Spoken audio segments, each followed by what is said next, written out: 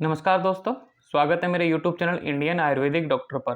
दोस्तों, आज की जो अपना वीडियो है, क्लास बोल सकते हैं इसको, AA CCC पीजी काउंसलिंग के बारे में है। पूरा मैं बताऊंगा, रजिस्ट्रेशन से लेके मोप अप राउंड जो होता है, स्टे वैकेंसी राउंड होता है, वहाँ तक के क्या रूल रेगुलेशन है, कब आप बाहर हो सकते हो, कब आपकी सिक्योरिटी मनी जब्त हो सकती है, कब आप स्टेट में पार्टिसिपेट करके ऑल इंडिया कोटे में वापस आ सकते हो, कब आप बैन हो सकते हो ऑल इंडिया कोटे से, कब आप स्टेट और ऑल इंडिया कोटे से बैन हो सकते हो।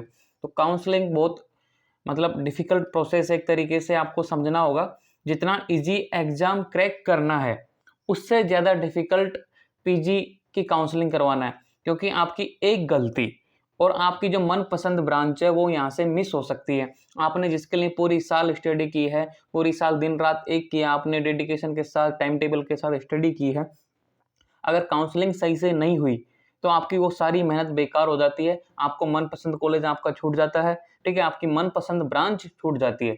तो वो सारी चीज़ों को ध्यान में रखना, पूरा फोकस करके वीडियो को देखना।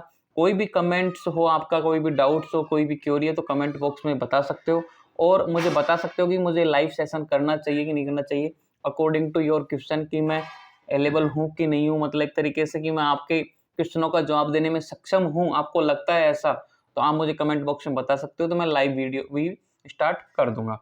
जैसा कि आप सभी को पता है, 10 सितंबर 2024 से 16 सितंबर 2024 तक रजिस्ट्रेशन स्टार्ट है फर्स्ट राउंड के। Clear.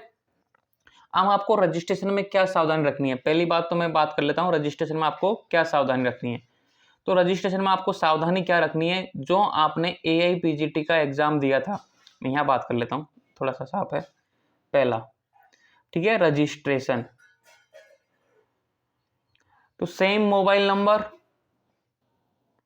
Plus same email ID, mobile number और जीमेल आईडी, ठीक है, जो आपने AIAPGT 2024 में दी है रजिस्ट्रेशन के टाइम, वही यहाँ पे सेम मोबाइल नंबर और सेम जीमेल आईडी आपको प्रोवाइड करानी है, ठीक है। कंफ्यूजन की स्थिति पैदा नहीं होगी। अगर आप मान लो आपके पास किसी भी कारण से गलत लग गया, मोबाइल खो गया, सिम खो गई, तो वो नंबर आ जाता है।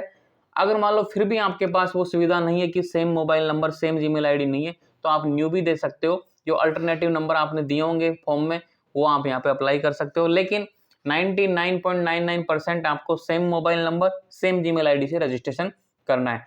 10 सितंबर से 16 सितंबर रजिस्ट्रेशन है, ठीक है। चॉइस फिलिंग की भी डेट 11 सितंबर से 16 सितंबर है। 10 से तो मान लो कि आपकी रजिस्ट्रेशन स्टार्ट है और रजिस्ट्रेशन प्लस चॉइस फिलिंग 11 सितंबर से स्टार्ट है। क्लियर, पहला पॉइंट क्लियर हो गया।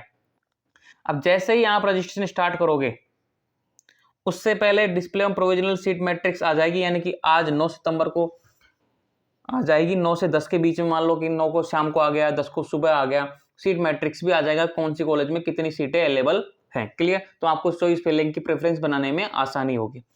अब यहाँ से रजिस्ट्रेशन कराती है, राउंड होता है फर्स्ट स्टार्ट। राउंड फर्स्ट में क्या क्या होता है, रजिस्ट्रेशन आपने करा दिया, पेमेंट, पेमेंट का क्या है कि एक तो होती है रजिस्ट्रेशन फीस जो नॉन रिफंडेबल होती है। क्लियर, ध्यान से सुनना, एक एक बातें मैं आराम से बताऊंगा। पेमेंट में क्या होता है, दो तरह का पेमेंट होता है, एक तो होता है रजिस्ट्रेशन फीस, एक होती है सिक्योरिटी मनी। जैसे ही आप रजिस्ट्रेशन फीस पे करोगे, वो नॉन रिफंडेबल होता है, वो कैटेगरी के अनुसार अलग अलग होता है। ऐसे अपन ने जब पीजी का फॉर्म भरा था AIAPGT 2024 का, उसमें जनरल कैटेगरी का अलग अमाउंट था, ठीक है, OBC का अलग था, SC का अलग था, ST का अलग था, उस हिसाब से आपको पता होगा। फिर आती है आपकी सिक्योरिटी मनी। अब सिक्योरिटी मनी कितनी है, लास्ट ईयर 10,000 रुपए लिया था इन्होंने सिक्योरिटी मनी का, लेकिन इस बार ये 20,000 रुपए लेंगे सिक्योरिटी मनी के, ठीक है। तो सिक्योरिटी मनी 20,000 रुपए। चॉइस फिलिंग, आपको अब जैसे ही आपने रजिस्ट्रेशन किया, पेमेंट किया, दोनों रजिस्ट्रेशन का और सिक्योरिटी मनी का, उसके बाद आप चॉइस फिलिंग करोगे। किसके अनुसार करोगे, display of provisional seat matrix. अब यहाँ पे ध्यान देने की बात यह है कि सीट मैट्रिक्स किसी किसी कैंडिडेट को अलग अलग दिखाई दे सकता है। जैसे हम दो दोस्त हैं, एक OBC कैटेगरी का है, एक SC कैटेगरी का है, दोनों साथ में फॉर्म भर रहे हैं, लेकिन एक बच्चे को 97 चॉइस फिलिंग दिख रही है और एक बच्चे को 87 चॉइस फिलिंग, मतलब 10 चॉइस फिलिंग का अंतर है। तो आप बोलोगे सर ये तो गलत बात है, मेरे को कम दिख रही है, मेरे को ज्यादा दिख रही है, दोनों दोस्तों में आपस में क्यूरी पैदा हो जाएगी, क्वेश्चन पैदा हो जाएगा। तो ये इस हिसाब से होता है कि कैटेगरी के अनुसार यहाँ पे एक एक सीट की वैल्यू है। जैसे कि SC कैटेगरी का बच्चा है, क्लियर, SC कैटेगरी के बच्चों को जनरल की सारी सीटें दिखाई देंगी क्योंकि वो जनरल फाइट कर सकता है, और साथ में SC कैटेगरी की सीटें भी दिखाई देंगी, तो वहां पे चॉइस फिलिंग ज्यादा दिखाई देंगे SC कैटेगरी वाले बच्चे को। जनरल वाले को ओनली जनरल की सीटें दिखाई देंगी, तो उस हिसाब से कंफ्यूजन नहीं होना कि मुझे कम दिख रहा है कि मुझे ज्यादा दिख रहा है, इस हिसाब से आपको कोई परेशानी नहीं होनी चाहिए। क्लियर।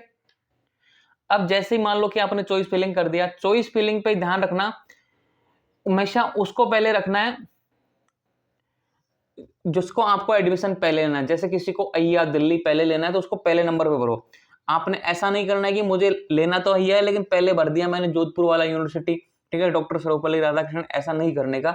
सीक्वेंस में भरना है कि जिस सीक्वेंस में आपको कॉलेज चाहिए, जैसे कि मुझे अय्या चाहिए, अय्या के बाद में NIA चाहिए। अब यहाँ पे भी 2 इशू हैं, अय्या भरा आपने, ठीक है। अब अय्या में कौन सी ब्रांच आपको पहले चाहिए, KC पहले चाहिए, ENT पहले चाहिए, या फिर सर्जरी पहले चाहिए, तो उस ब्रांच के हिसाब से भी आपको ध्यान में रखना है। तो अय्या के हिसाब से भी यहाँ पे डिवीजन हो जाता है ब्रांच के हिसाब से। तो कौन सी ब्रांच है, अय्या की KC पहले रखनी है, फिर NIA की KC पहले रखनी है, फिर BHU की KC पहले रखनी है, KC यानी काया चिकित्सा, ठीक है। इसी तरीके से ITRA की KC पहले रखनी है। ये 4 चॉइस हो गई। फिर 5वीं भैया अय्या की मुझे सर्जरी रखनी है। इस तरीके से सीक्वेंस आपको बनाना है। जो आपकी प्रेफरेंस लिस्ट है वो तैयार कर लेनी है सीट मैट्रिक के अनुसार। ये आपको कंफ्यूजन कर सकता है। और देखो, लॉक मत करना, चॉइस फिलिंग ऑटोमेटिक लॉक हो जाएगी। बहुत से बच्चे क्या होते हैं कि भाई शाम के 3 बजे लॉक स्टार्ट हो जाता है, 16 सितंबर को स्टार्ट हो जाएगी चॉइस लॉकिंग, ठीक है, 2 बजे के बाद में। लेकिन आपको नहीं करना है, ऑटोमेटिक भी लॉक हो जाएगा। ओनली आपको सेव कर देना। जैसे 3 बजे बाद आपको पता चला कि नहीं मुझे ये सीट भी भरनी थी, तो आप भर सकते हो। इसलिए चॉइस लॉकिंग का इतना प्रेशर नहीं है कि मुझे करनी है, आप सेव कर सकते हो, ऑटोमेटिक लॉक हो जाती है। क्लियर।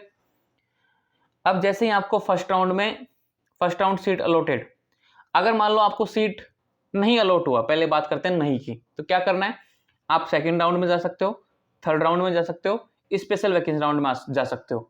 बहुत से बच्चा बोलता है कि मैं सेकंड में नहीं जाऊंगा, कोई बात नहीं, आप डायरेक्ट थर्ड में भी जा सकते हो। बहुत से बच्चे बोल रहे हैं मैं राउंड 2 और थर्ड में नहीं जाऊंगा, स्पेशल वैकेंसी राउंड में जा सकते हो। मतलब आप आगे जितने भी काउंसलिंग के राउंड होंगे आप एलिजिबल हो, जिनको नहीं मिली है। क्लियर। अब जिनको मिली है उनकी बात कर लेते हैं। अगर आपको मिली है यस कि मुझे सीट अलॉटेड हुआ, तो यहाँ पे ऑप्शन देखो या क्या है, फ्री एग्जिट है, इफ नॉट रिपोर्टेड। जैसे कि आपको मान लो कि कोई ब्रांच मिल गई नेशनल इंस्टीट्यूट में, DG मिल गई, द्रव्य गुण मिल गई। अब आपका मानना है कि नहीं मुझे द्रव्य गुण नहीं लेना है, आपने भर दिया, फिल कर दिया, चॉइस फिलिंग कर दी, लेकिन अब आपका मन कर गया मुझे नहीं लेना। तो फ्री एग्जिट का मतलब होता है कि आपकी जो सिक्योरिटी मनी जमा कराई है आपने, वो आपको रिफंड हो जाएगी। तो फ्री एग्जिट नॉट रिपोर्ट, अगर आप मान लो गए नहीं वहां पे, तो मान रिपोर्टिंग कराने, तो कोई टेंशन वाली बात नहीं है, ठीक है, रिलैक्स रहो, चिल करो, आपके स्टेट में या सेकंड राउंड का वेट करो। अगर आपने मान लो कि ज्वाइन कर लिया, join the allotted institute, okay, join करने के बाद में कोई इशू नहीं है। अब आपको ज्वाइन करने के बाद में 2 ऑप्शन आते हैं, विलिंग फॉर अपग्रेडेशन टू, आप बोलना चाहोगे कि वहां पे एक फॉर्म देंगे, आपको बोलना है बाकायदा आगे से कि सर मुझे अपग्रेडेशन के लिए जाना है। अपग्रेडेशन का मतलब होता है कि आपको इससे भी ऊपर कोई सीट मिल रही हो अगले राउंड में, मान लो अच्छी ब्रांच मिल रही है, अच्छा इंस्टीट्यूट मिल रहा है, तो मुझे अपग्रेडेशन के लिए जाना है। अगर आपने ये फॉर्म नहीं भरा, मतलब willing for upgradation for round 2 का ये फॉर्म मतलब कॉलेज से सबमिट करवाया जाता है, तो आपको भर के देना है। अगर आपने ये फॉर्म नहीं भरा तो आप ऑटोमेटिकली बाहर हो जाओगे काउंसलिंग से, ये लिखा हुआ है रूल, ठीक है। बहुत से बच्चे क्या होते हैं, रिपोर्ट कर लिया और जल्दीबाजी में आ जाते हैं, फिर सोचते हैं कि यार मन बन गया कि नहीं यार मुझे अपग्रेड कराना है। आपका मन हो या नहीं हो, लेकिन एक बार फॉर्म तो भर के आ जाना कि मैं अपग्रेड कराऊंगा। वो तो अपने ऊपर है कि चॉइस फिलिंग करेंगे तो अपग्रेड होगा ना। तो इसलिए ध्यान रखना कि अपग्रेडेशन का फॉर्म, विलिंग टू चॉइस मतलब willingness for upgradation for round 2, इसका आपको फॉर्म भर के आना है कॉलेज में जब रिपोर्ट कराने जाओ। अब आपने रिपोर्ट करा दिया, clear. If does not want to continue the course, A level free exit till the announcement of round 2 final result। अब समझो यहाँ पे, अगर मान लो आपने ज्वाइन भी कर लिया, उसके बाद में आपका मन किया नहीं यार गलती कर दी मैंने ज्वाइन करके, अब मुझे इसको इंस्टीट्यूट में नहीं पढ़ना, आपको किसी वजह से, बहुत से रीजन होते हैं, किसी के पर्सनल रीजन होते हैं, किसी की स्टडी, किसी का स्टाइपेंड, किसी का दूर, मतलब बहुत सारे रीजन होते हैं, दोस्तों से बात की, फैमिली से बात की, मन नहीं बना कि भाई हम को तो इस कॉलेज को छोड़ना है, तो आप छोड़ सकते हो। फ्री एग्जिट है, announcement of round 2 final result, जब तक फाइनल रिजल्ट 2 मतलब राउंड 2 का रिजल्ट नहीं आए उससे पहले आप अगर छोड़ रहे हो तो भी आपकी सिक्योरिटी मनी सेफ है। अनाउंसमेंट जैसे 6 तारीख को रिजल्ट आ रहा है राउंड 2 का, ठीक है, तो उससे एक दिन पहले भी आप यहाँ पे फ्री एग्जिट ले सकते हो, कोई इशू नहीं है। और आप फिर बाद में मन करेगा बाद में, जैसे कि राउंड 3 स्टार्ट होगा, स्टे वैकेंसी राउंड होगा, तो आप मतलब बोलना चाह रहे हो कि मैं मुझे दोबारा मौका मन कर गया वापस कि मुझे तो एडमिशन लेना है, तो आप एलिजिबल हो। क्लियर, कोई टेंशन वाली बात नहीं है। समझ में आया? फर्स्ट राउंड क्लियर हो गया। अब यहाँ पे बात करते हैं राउंड 2 की। अब राउंड 2 में कौन कौन से एलिजिबल हैं? सेम, जिन्होंने रजिस्ट्रेशन नहीं कराया था फर्स्ट राउंड में, भूल गए, बहुत से बच्चे क्या जॉब करते हैं हॉस्पिटलों में, तो उनको ध्यान नहीं रहता कब काउंसलिंग हुई है, तो रजिस्ट्रेशन आप करा सकते हो। फिर वही है पेमेंट, चॉइस फिलिंग। दूसरी बात, अपग्रेडेशन कराने वाले बच्चों को भी चॉइस फिलिंग दोबारा से करनी है। जिनको सीट नहीं मिली है फर्स्ट राउंड में, तो उनको भी चॉइस फिलिंग दोबारा से करनी है। बहुत से बच्चे क्या करते हैं, ठीक है, वो करते हैं कि हमने तो फर्स्ट राउंड में भर दिया, वही चलती रहेगी। नहीं, जैसे ही फर्स्ट राउंड पूरा हो, आपकी चॉइस फिलिंग 0 हो जाती है, ऑटोमेटिक 0 पे आ जाते हो। सेकेंड राउंड में फिर से आपको चॉइस फिलिंग करनी है। आपने रजिस्ट्रेशन करा रखा है, आपने पेमेंट करा रखा है, तो आपको दोबारा से पे करने की जरूरत नहीं होती, ओनली चॉइस फिलिंग दोबारा से करनी होती है। बहुत से बच्चों का एक क्वेश्चन होता है कि जिस सीक्वेंस में हमने फर्स्ट राउंड में भरा था, उसी सीक्वेंस में सेकेंड राउंड में जरूरी है या फिर हम चेंज कर सकते हैं? आप चेंज कर सकते हो, मल्टीपली चेंज कर सकते हो, 1000 से 2000 भी 1000 बार या 2000 बार भी चेंज कर सकते हो। इतना तो कोई नहीं करता, लेकिन मैं बता रहा हूँ आपको, जितना मन हो ना उतनी बार आप चेंज कर सकते हो, सीक्वेंस को रीअरेंज कर सकते हो, कोई टेंशन वाली बात नहीं है। क्लियर? अब यहाँ पे देखो, इफ अपग्रेड, जैसे कि मान लो कि किसी बच्चे ने फर्स्ट राउंड में ज्वाइन कर लिया था अलॉटेड इंस्टीट्यूट, उसको अपग्रेड हो जाता है, round 1 join seat state cancel. तो ये बात ध्यान रखनी है, जैसे ही आपका अपग्रेड हुआ, आपको जो फर्स्ट राउंड में सीट मिली थी वो ऑटोमेटिक कैंसिल हो जाती है। बहुत से बच्चे क्या करते हैं कि मुझे फर्स्ट राउंड में सीट मिली है, तो आपको सीट मिली है ना, तो मैं तो क्या पिछली वाले पे जाऊंगा, नहीं ये वाली अच्छी नहीं लग रही मुझे, तो पिछली वाले पे। तो ये ऐसा नहीं होता, पिछली वाली सीट ऑटोमेटिक कैंसिल हो जाती है। ठीक है, need to relieve from R1 institute and join the R2 allotted institute. जैसे ही आपको वहां पे सीट मिली है ना, उसके बाद में, सॉरी बीच में थोड़ा सा डिस्टर्ब हो गया, ठीक है, अपन क्या बात कर रहे थे, अपन बात कर रहे थे यहाँ पे इफ अपग्रेड राउंड 1, अगर मान लो अपग्रेड हो जाती है ना सीट, तो आपको सेकंड वाली मतलब जो अपग्रेड हुई है वही सीट ज्वाइन करनी पड़ेगी। फर्स्ट वाली को आपको भूल जाना है, मतलब वो आपके लिए सीट नहीं रही, वो किसी और को अलॉट हो चुकी है। क्लियर? अपन बात करते हैं, सेकंड राउंड में सीट अलॉट हो जाती है, तो यहाँ पे देखो कितने सारे ऑप्शन है। पहले इसकी बात कर लेते हैं, नो की। अगर मान लो आपको सेकंड राउंड में भी सीट अलॉट नहीं हुई, तो आप किस किस में जा सकते हो? ये थोड़ा सा बड़ा है, मैं इजी करके बता देता हूँ। आप राउंड 3 में एलिजिबल हो, ठीक है, स्टे वैकेंसी राउंड में एलिजिबल हो, ठीक है, तो आप सभी के में एलिजिबल हो। आपको दोबारा से चॉइस फिलिंग, आपको रजिस्ट्रेशन कराने की जरूरत नहीं है। आप राउंड 2 नहीं, राउंड 3 राउंड 4 में आप जा सकते हो। क्लियर? अगर मान लो सीटें मिल जाती है, तो यहाँ से कॉम्प्लिकेशन स्टार्ट होता है। क्या क्या हो सकता है, ध्यान से देखना। थोड़ा सा मैं और इसको इजी इधर कर लेता हूँ ताकि आपको और क्लियर हो जाएगा। If you not reported counselling fees 45, मतलब अगर मान लो सेकेंड राउंड में आपको सीट अलॉट हो चुकी है, चाहे वो अपग्रेडेशन की हो, मतलब अपग्रेड होके भी अलॉट हुई हो, चाहे आपको फ्रेश अलॉट हुई हो, अगर आपने उसको ज्वाइन नहीं किया, तो आपकी जो फीस है आप उसको खो दोगे। 20,000 रुपये जो आपने सिक्योरिटी मनी जमा कराई है वो आप उसको खो दोगे। क्लियर? पहला पॉइंट। अब बात करते हैं दूसरे पॉइंट की। If withdraw with in 14 day period of the कम से कम राउंड 3, ठीक है, कहने का मतलब ये है कि आपने ज्वाइन कर लिया। बहुत से बच्चे होते हैं ना कि हाँ जोश में आके मैं ज्वाइन कर लेता हूँ, लेकिन आपने उसका मन किया कि नहीं मैं ये सीट छोड़ना चाहता हूँ, विड्रॉ कर ली, तो आपकी फीस चली जाएगी। 3 day period of commencement of round 3, मतलब राउंड 3 रिजल्ट स्टार्ट होने से पहले आपने 3 दिन पहले उसको छोड़ दिया, तो आपकी फीस भी चली जाएगी। यहाँ भी फीस जा रही थी, यहाँ भी फीस जा रही थी। लेकिन can participate in round 2 stay vacancy round, तो आप राउंड 3 और स्पेशल वैकेंसी राउंड में आप पार्टिसिपेट कर सकते हो। क्लियर? आप समझ में आया ना क्या बोलना चाह रहा हूं मैं, कि अगर आपको ज्वाइन कर लिया, जोश में आगे बच्चे की हाँ मैं ज्वाइन कर रहा हूँ, कोई टेंशन नहीं, लेकिन कुछ ही देर बाद ज्वाइन करने के 1 दिन बाद में आपको पता लगा नहीं गलती कर दी मैंने, मुझे ये ज्वाइन नहीं करना चाहिए था, तो आप राउंड 3 स्टार्ट होने के 3 दिन पहले अगर आपने उसको कैंसिल करवा दी सीट को, तो आप राउंड 3 और स्पेशल वैकेंसी राउंड के लिए एलिजिबल हो, कोई इश्यू वाली बात नहीं है, लेकिन आपकी सिक्योरिटी मनी जब्त हो जाएगी। क्लियर। अब बात करते हैं यहाँ पे आगे, can participate in round 3 by paying complete fees again as per the eligibility criteria of the round. लेकिन आपको राउंड 3 में दोबारा से, रजिस्ट्रेशन तो आपका हो रखा है, आपको रजिस्ट्रेशन फीस दोबारा पे नहीं करनी, लेकिन आपको जो सिक्योरिटी मनी है 20,000 रुपए दोबारा से पे करके आप राउंड 3 में जा सकते हो। क्लियर।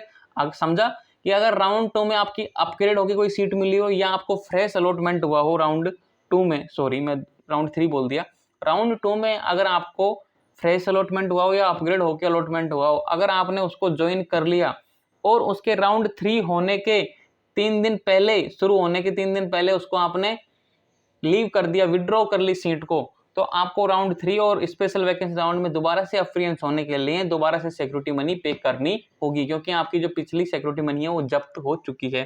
क्लियर। दूसरे 2 कंडीशन हो गए।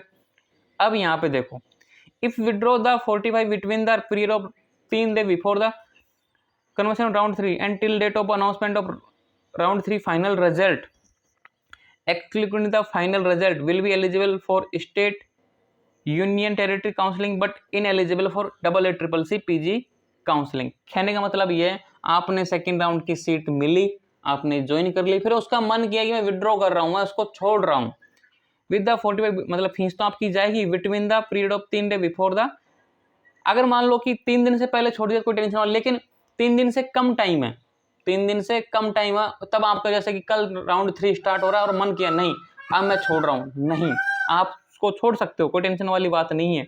और राउंड 3 के रिजल्ट तक, उस 3 दिन के गैप के दौरान और राउंड 3 पूरा हो चुका उसके रिजल्ट के दौरान आपने उसको सीट को छोड़ा, तो आप AACCC यूजी काउंसलिंग के लिए, मतलब ऑल इंडिया कोटा वाले काउंसलिंग के लिए आप इनएलिजिबल हो जाओगे। समझो इस चीज को।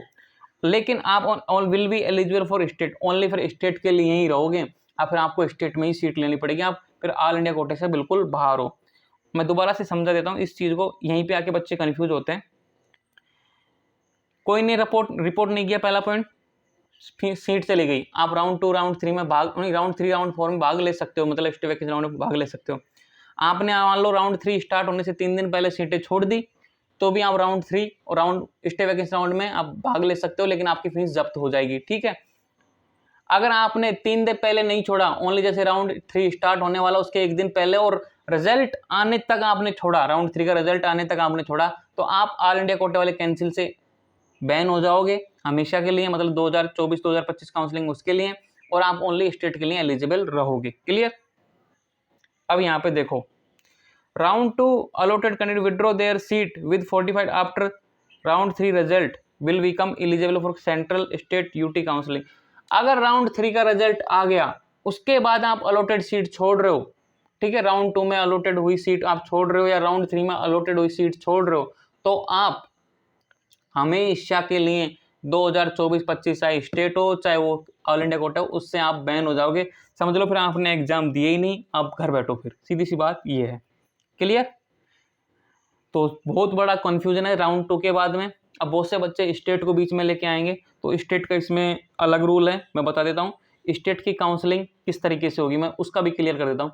जैसे ऑल इंडिया कोटे का फर्स्ट राउंड होगा, उसके बाद में स्टेट का फर्स्ट राउंड होगा। जब स्टेट का फर्स्ट राउंड पूरा हो जाएगा, वहां से आपको पता लग जाएगा मुझे ये सीट मिल रही है कि नहीं मिल रही है, उसके बाद यहाँ पे ऑल इंडिया कोटे का सेकंड राउंड स्टार्ट होगा। तो बीच में मतलब एक साथ नहीं है कि साथ साथ चल रहा है, नहीं, पहले यहाँ फर्स्ट राउंड होगा, फिर स्टेट का फर्स्ट राउंड होगा, फिर यहाँ सेकंड राउंड होगा, फिर स्टेट का सेकंड राउंड होगा। तो आपको 2 राउंडों में मतलब 2 महीने चल जाएंगे, तो आराम से आपको पता लग जाएगा कहाँ पे सीट मिल रही है कहाँ पे नहीं मिल रही, तो कंफ्यूजन होने वाली स्थिति नहीं है।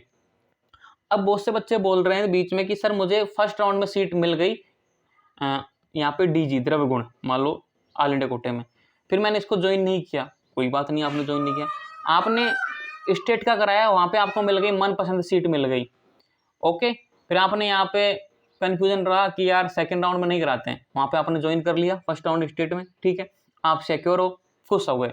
लेकिन फिर सेकंड राउंड भी निकल गया ऑल इंडिया कोटे का, फिर आपको पता चला कि यार यहाँ पे तो सर्जरी खाली है अय्या का, यहाँ पे तो NIA का सर्जरी खाली है, मुझे ये मिल सकती है, तो क्या मैं इसमें थर्ड राउंड में पार्टिसिपेट कर सकती हूँ? हाँ, आप पार्टिसिपेट कर सकते हो, लेकिन ध्यान रहे अगर राउंड 3 में कोई सीट आपको यहाँ पे अलॉट हो जाती है ऑल इंडिया कोटे में किसी भी वजह से, मान लो कि आपने गलती से डीजी भर दिया हो और वो अलॉट हो गया, तो आपको फिर वही लेनी पड़ेगी, आपकी ऑटोमेटिकली स्टेट वाली सीट कैंसिल हो जाएगी। अगर आपने ये जो राउंड 3 में अलॉटेड सीट ज्वाइन नहीं की तो आप स्टेट से ऑल इंडिया कोटे से, और जो आपकी जो अलॉटेड सीट थी स्टेट वाली वो भी कैंसिल हो जाएगी, मतलब आप पूरी तरीके से बैन हो जाओगे। क्लियर। अब बात करते हैं राउंड 3 की। राउंड 3 में भाई कौन कौन पार्टिसिपेट कर सकता है? सबसे पहले वो सारे बात कर सकते हैं जिन्होंने को अब तक सीट नहीं मिली है, जिनको फर्स्ट राउंड में अपग्रेड हुआ, सेकंड राउंड में अपग्रेड हुआ, थर्ड राउंड में भी अपग्रेडेशन के लिए जा सकते हैं। जिनको सेकंड राउंड में सीट मिली है, उन्होंने रिपोर्ट करा दिया, वो अपग्रेड कराना चाहते हैं, वो राउंड 3 में अपग्रेड के लिए जा सकते हैं। वो सारे बच्चे चॉइस फिलिंग कर सकते हैं, लेकिन ध्यान रहे चॉइस फिलिंग करना जरूरी है। क्लियर। तो वही प्रोसेस है, registration, payment, choice filling. Choice filling तो हर बच्चे को करनी है जिसको आपको सीट चाहिए होती है, और प्रेफरेंस ऐसी रखनी है कि अगर मुझे ये नहीं मिली तो इसके नीचे वाली सीट में ले लूंगा। मतलब ध्यान रहे, प्रेफरेंस बहुत इंपॉर्टेंट चीज है। अब यहाँ पे देखो, बिलिंग फॉर अपग्रेडेशन राउंड 3। अगर मान लो कि किसी का मान लो अपग्रेडेशन के लिए बोला है और उसका अपग्रेड नहीं हुआ, तो continue study round 2 joint institute, मतलब जो सेकंड राउंड में अलॉट हुआ उसी में आपको पढ़ना पड़ेगा, आपकी सीट कैंसिल नहीं होगी अगर मान लो अपग्रेड नहीं हुआ तो। क्लियर। अब यहाँ पे थर्ड राउंड में सीट अलॉटेड अगर नहीं हुई तो क्या होगा?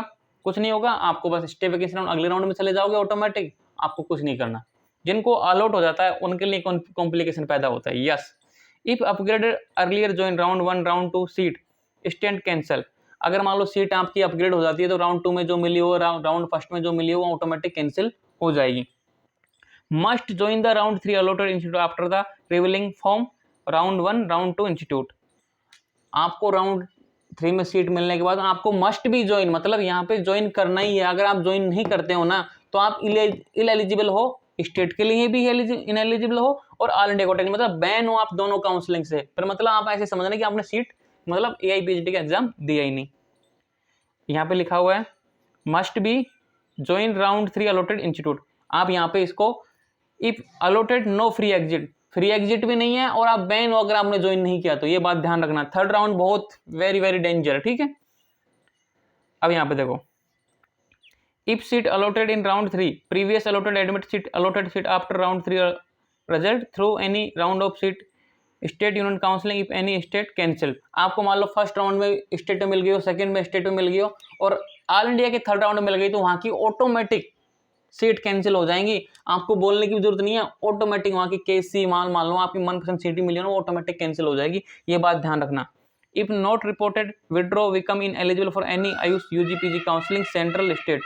अगर आपने मान लो ज्वाइन नहीं किया, अगर आपने ज्वाइन नहीं किया तो आपकी जो सीटें थी अलॉटेड थी आपने रिपोर्ट करा रखी है वो भी कैंसिल हो जाएगी स्टेट वाली, और आप हमेशा के लिए बैन हो जाओगे, मतलब 2024-2025 के लिए बैन हो जाओगे।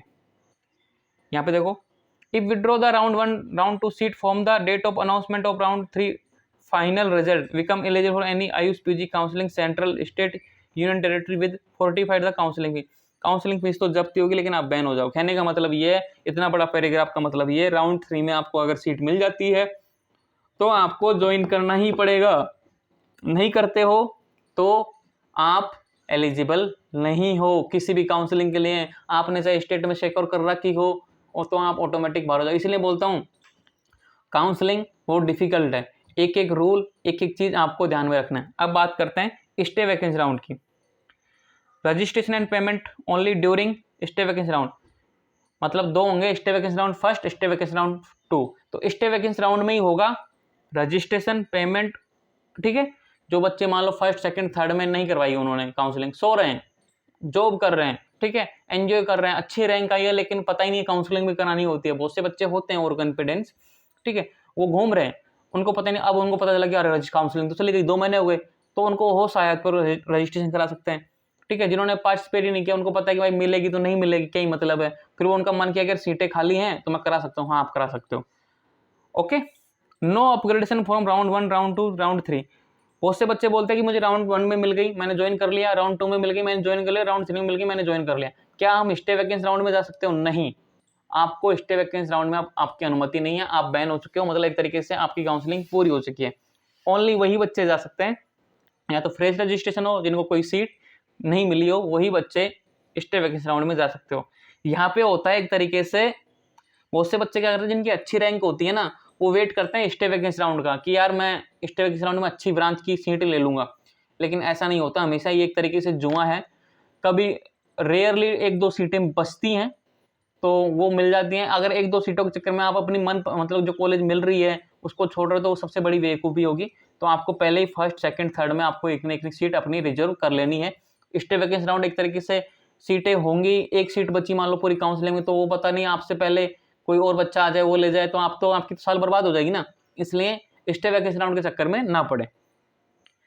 और सबसे बड़ी बात मैं बोलना चाहूँगा, स्टे वैकेंसी राउंड में आपको चॉइस फिलिंग जो करनी है, जो बच्चे फ्रेशर रहेंगे, जो मतलब पहली बार मतलब जिन्होंने रजिस्ट्रेशन कराया या फिर फर्स्ट सेकंड थर्ड से चॉइस फिलिंग करते आ रहे हैं, तो उनको मैं बोलना चाहूँगा कि दोबारा से चॉइस फिलिंग का मौका नहीं मिलेगा। Only stay vacancy round first में ही चॉइस मिलेगी, मतलब मौका मिलेगा चॉइस फिलिंग करने का, सेकंड में वही चॉइस फिलिंग रहेगी।